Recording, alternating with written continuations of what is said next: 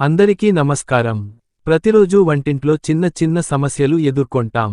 ఈరోజు మీకు 2 నిమిషాల్లో ఉపయోగపడే అద్భుతమైన వంటింటి చిట్కాలు చెబుతున్నాను.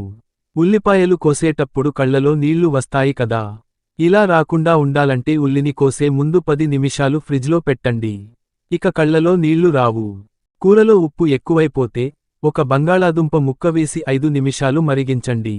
బంగాళాదుంప ఉప్పుని పీల్చేసుకుంటుంది. పప్పు త్వరగా ఉడకలంటే ప్రెజర్ కుక్కర్లో వేసే ముందు పప్పును అరగంట నీటిలో నానబెట్టండి. దాంతో పప్పు త్వరగా ఉడుకుతుంది. గ్యాస్ కూడా ఆదా అవుతుంది. వెన్న లేదా నెయ్యి ఎక్కువకాలం పాడవకుండా ఉంచాలంటే కొన్ని చుక్కలు నిమ్మరసం వేసి నిల్వ చేయండి. ఇది తాజాగా ఉంటుంది. కూరలో కారం ఎక్కువైందా? అప్పుడు కొబ్బరి తురుము లేదా పెరుగు వేసి కలపండి. రుచి అద్భుతంగా సర్దిపోతుంది మరియు కారం తగ్గిస్తుంది. వంటగదిని సువాసన ఉంచాలంటే, వంటగదిలో దుర్వాసన పోవాలంటే ఒక చిన్న బౌల్లో బేకింగ్ సోడా పెట్టి మూలలో ఉంచండి. వంటగది ఎప్పుడూ తాజాగా ఉంటుంది. ఇవి చిన్న చిట్కాలే కానీ మీ వంటను ఇంకా సులభం చేస్తాయి. మీకు ఏ చిట్కా బాగా నచ్చిందో కామెంట్లో చెప్పండి.